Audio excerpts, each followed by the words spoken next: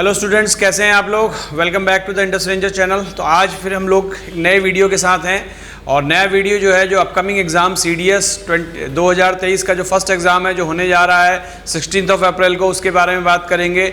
Age criteria, selection process, syllabus, cut off और different जितनी भी सारी जानकारी हो सकती है उस वीडियो से आपको मिल सकती है। तो इस वीडियो में हम पूरे अपकमिंग एग्जाम के बारे में बात करेंगे। और जैसा कि आप सब लोग जानते हैं कि UPSC साल में 2 बार एग्जाम लेता है कंबाइंड डिफेंस सर्विसेज का।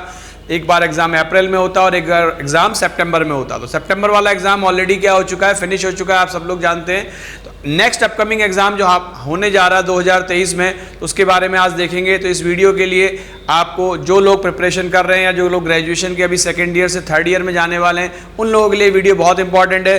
पूरा एज क्राइटेरिया, पूरा सिलेक्शन प्रोसेस, पूरा कट ऑफ, ये सारी चीज़ें हम लोग आज इस वीडियो में डिस्कस करने जा रहे हैं। तो इस पूरे वीडियो को शुरू से लेकर आखिर तक देखिएगा और इसमें पूरी जानकारी आपको इस वीडियो में मिल जाएगी। तो चलिए शुरू करते हैं सबसे पहले इस प्रोसेस के बारे में। तो देखिए CDS जो एग्जाम होता है जिसको हम बोलते हैं कंबाइंड डिफेंस सर्विसेज, ठीक है। तो बेसिकली ये ट्राई सर्विसेज के लिए एग्जाम होता है। ट्राई सर्विसेज का मतलब इसके through Indian army, Indian navy और इंडियन एयरफोर्स में एग्जाम होता है ऑफिसर एंट्री के लिए। और इसमें जो कैटेगरीज होती हैं IMA, OTA, AFA and INA, these are the respective academies. IMA Indian military academy, ये आपकी देहरादून में है। OTA officer training academy Chennai में है। AFA एयरफोर्स एकेडमी हैदराबाद में है और INA इंडियन नेवल एकेडमी इजीमाला में है।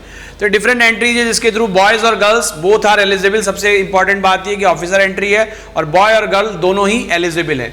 IMA के लिए, OTA के लिए, AFA के लिए और INA के लिए बॉयज़ आर एलिजिबल।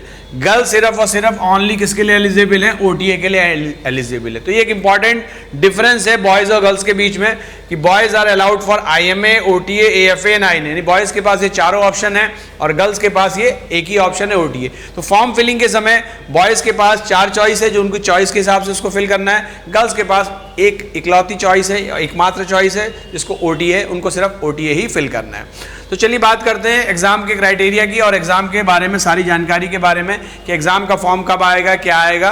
तो सबसे पहले एग्जाम के नोटिफिकेशन की बात कर लेते हैं।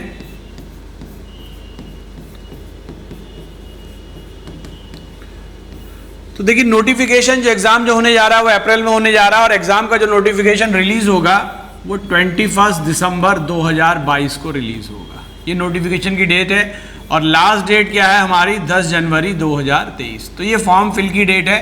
जिस दिन नोटिफिकेशन आएगा उसी दिन से फॉर्म फिलिंग स्टार्ट हो जाएगी और फॉर्म फिलिंग के लिए इनिशियल डेट है 21 दिसंबर और लास्ट डेट हमारी क्या है 10 जनवरी 2023। एग्जाम की जो डेट है वो है 16 अप्रैल 2023। ये एग्जाम की डेट है 2023 16 अप्रैल। तो देखिए आप UPSC का एक कैलेंडर है और उस कैलेंडर के हिसाब से ND और CDS का एग्जाम एक ही दिन होता है, नोटिफिकेशन भी एक दिन आता है। तो बिल्कुल दोनों को बिल्कुल उन्होंने मैच करा दिया। तो 16 अप्रैल 2023 हमारी एग्जाम की डेट है। अगर हम आज से बात करें तो अप्रॉक्सीमेटली हमारे पास 7 मंथ्स हैं जिसमें हमको ये अपनी प्रिपरेशन करनी है। And 7 months are more than sufficient. Once again मैं आप सारे लोगों को जो व्यूअर्स से बताना चाहूँगा कि 7 month is more than sufficient. अगर आप एक सही पैटर्न से, सही तैयारी, सही जगह से करेंगे तो definitely you will crack the CDS examination. तो चलिए और बात करते हैं इसके बारे में। सबसे पहले तो बात करते हैं कि भाई इसकी एलिजिबिलिटी क्राइटेरिया क्या है। तो एलिजिबिलिटी क्राइटेरिया के लिए सबसे पहले तो आप सिटीजन ऑफ इंडिया होने चाहिए क्योंकि ऑलमोस्ट सारे लोग हैं। इसके अलावा कुछ और नॉर्म्स हैं जैसे कि मान लीजिए भूटान के लोग भी कर सकते हैं। इसके अलावा और भी चीज़ें, लेकिन मैं उन चीज़ों में डिस्कस नहीं करूंगा।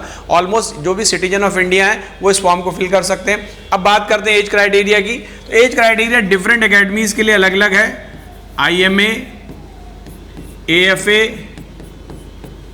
INA और OTA के लिए थोड़ा सा माइनर वेरिएशन है।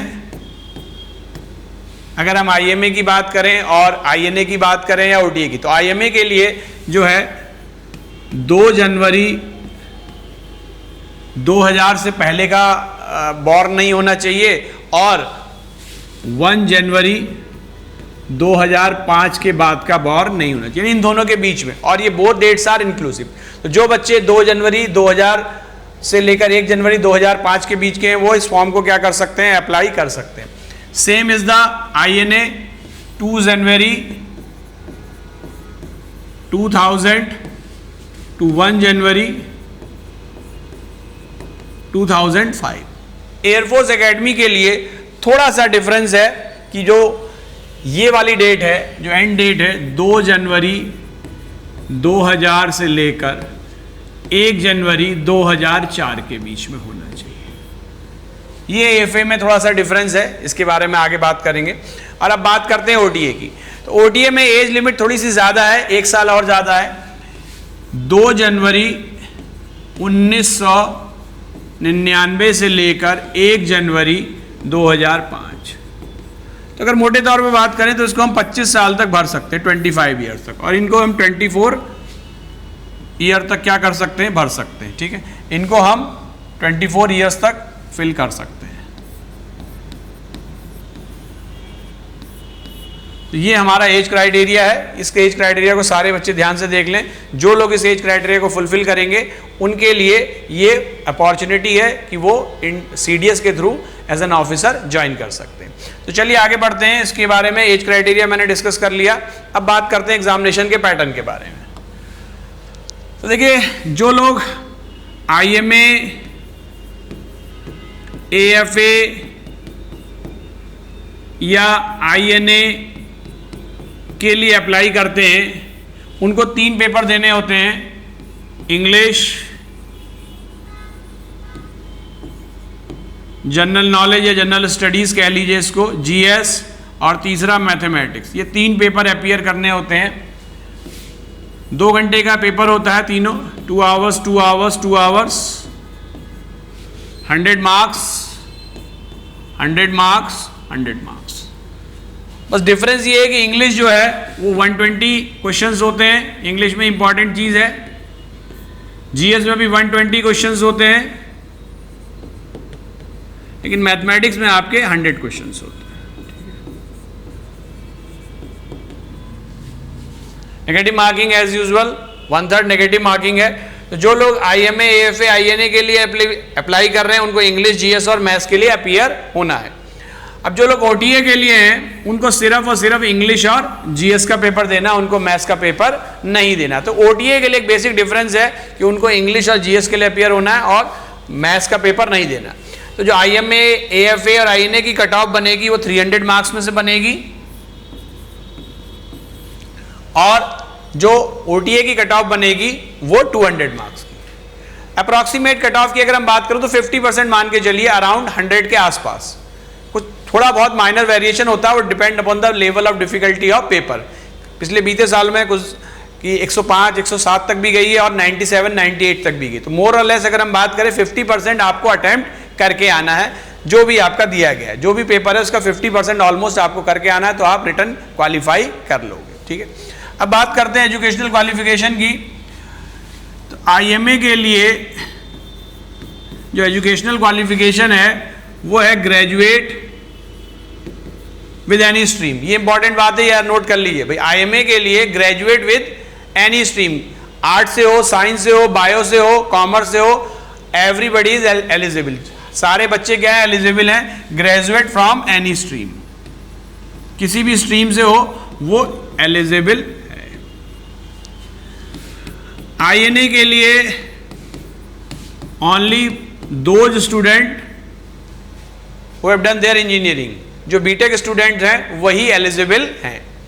एयरफोर्स यानी एयरफोर्स एकेडमी के लिए, AFA के लिए ग्रेजुएट भी भर सकते हैं, बट दे हैव 10+2 में उनका मैथ्स और फिजिक्स होना चाहिए। 10+2 में क्या होना चाहिए, मैथ्स और फिजिक्स होना चाहिए, और या बीटेक होने चाहिए या इंजीनियरिंग ग्रेजुएट्स होने चाहिए।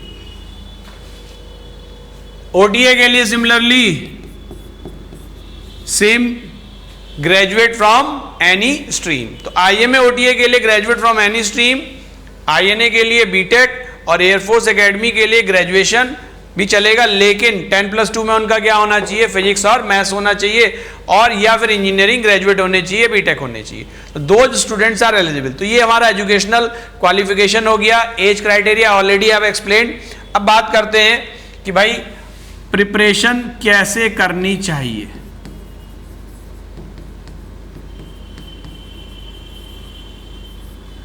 देखिए ऑलमोस्ट मैंने आपको बताया कि आपको 50% के अराउंड आपको कट ऑफ जाती है, तो 50% के अराउंड आपको करके आना है, उससे थोड़ा ज्यादा करके आना है, जिससे कि फाइनल मेरिट लिस्ट को आप क्वालिफाई कर पाए। After clearing the written examination you have to appear for an interview, जिसको हम क्या बोलते हैं, एसएसबी बोलते हैं। And after recommendation of SSB आपका एक मेडिकल चेकअप होगा, and then in final merit list is prepared. ठीक है, तो पहली चीज जो हमारा पहला स्टेप है वो रिटन एग्जामिनेशन है। रिटन एग्जामिनेशन को क्वालिफाई करने के बाद ही आप नेक्स्ट स्टेप एसएसबी में जाएंगे, जिसको हम बोलते हैं सर्विसेज सिलेक्शन बोर्ड। ठीक है, वो एक डिफरेंट इश्यू है, उस पर हम लोग एक डिफरेंट वीडियो बनाएंगे, जिसमें कि एसएसबी को कैसे क्वालिफाई करें, एसएसबी के लिए क्या क्या चीजें होती, क्या क्या पूछा जाता है, वो एक अलग सी बात है।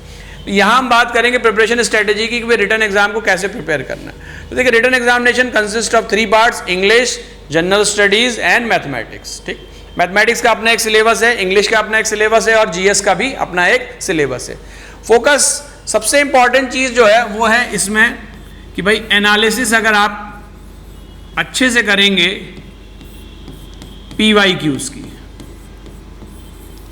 पीवाईक्यू का मतलब है प्रीवियस ईयर्स क्वेश्चन पेपर। तो सबसे पहली स्ट्रेटेजी तो ये होनी चाहिए कि आप 10 से 15 साल के जो पुराने प्रीवियस ईयर्स क्वेश्चन पेपर्स हैं उनको आप ले लीजिए, और उससे बेसिस पर एक स्ट्रेटेजी प्रिपेयर करिए कि भाई ये पोर्शन जो है या ये टॉपिक्स जो हैं ये फ्रीक्वेंटली पूछे जा रहे हैं। तो most of the time UPSC का अपना एक डेफिनेट पैटर्न है, उसके बेसिस पर वो क्वेश्चंस को फ्रेम करता है। तो you have to get the important topics मिल जाएगा, उस पर हमको फोकस करना है, रिवीजन करना है, और साथ साथ मॉक पेपर या मॉक टेस्ट लगाने हैं। अब इस स्ट्रेटेजी के थ्रू मैं एक इंपॉर्टेंट चीज बताना चाहूंगा कि यूट्यूब पर हम लोग रेगुलरली अब एनडीए और सीडीएस के लिए जो अपकमिंग एग्जाम है उसके लिए पूरा प्रिपरेशन पूरा किस तरीके से करना है, ये एक सीरीज लॉन्च करने जा रहे हैं। तो दो स्टूडेंट्स जो हमारे चैनल से जुड़े हुए हैं या जिन लोगों ने अभी सब्सक्राइब नहीं किया हुआ है वो इस चैनल को सब्सक्राइब कर लें, ताकि लगातार उनको इससे स्टडी से रिलेटेड मटेरियल मिल पाएगा और उनको प्रिपरेशन करने के लिए कोई प्रॉब्लम नहीं होगी। तो सारी प्रिपरेशन यहाँ से कर सकते हैं। इसके अलावा हमारे ऑफलाइन बैचेज हैं, ऑफलाइन बैच को भी आप ज्वाइन कर सकते हैं, उसके लिए नंबर्स दिए गए हैं, उस पर नंबर्स पर आप कॉन्टैक्ट कर सकते हैं। तो प्रिपरेशन स्ट्रेटेजी जो है वो पीवाईक्यू के इर्द गिर्द घूमती है। हमको कुछ अपने टॉपिक्स कवर करने, जो इंपॉर्टेंट टॉपिक्स हैं उनको नहीं छोड़ना है। हर बार कुछ ना कुछ क्वेश्चंस या कुछ ना कुछ एरिया ऐसे होते हैं जिनसे हर बार क्वेश्चंस पूछे जाते हैं, तो उन एरिया पर हमको स्पेशली फोकस करना है। कि वही है कि जो चीज़ें लगातार पूछी जा रही हैं उनको छोड़ना नहीं है, उनके लिए हमको बिल्कुल 100% एक्यूरेसी के साथ उनको सॉल्व करके आना है। और practice is the important key, practice is the key to success. जितना ज़्यादा आप प्रैक्टिस करेंगे उतना ज़्यादा आपको सक्सेस मिलने के चांसेस ज़्यादा होंगे। तो आई होप इस वीडियो में मैंने आपको सारा डिटेल बता दिया है कि कैसे फॉर्म भरना है, कब फॉर्म आएगा, एज क्राइटेरिया, कट ऑफ, और आपको ये वीडियो पसंद आया होगा। अगर आपको वीडियो पसंद आया होगा तो उसको लाइक ज़रूर करिएगा। बाकी जानकारी के लिए लगातार चैनल से जुड़ते रहिए, जो जो अपडेट आता रहेगा उस पर आपको वीडियो मिलता रहेगा। थैंक यू, जय हिंद।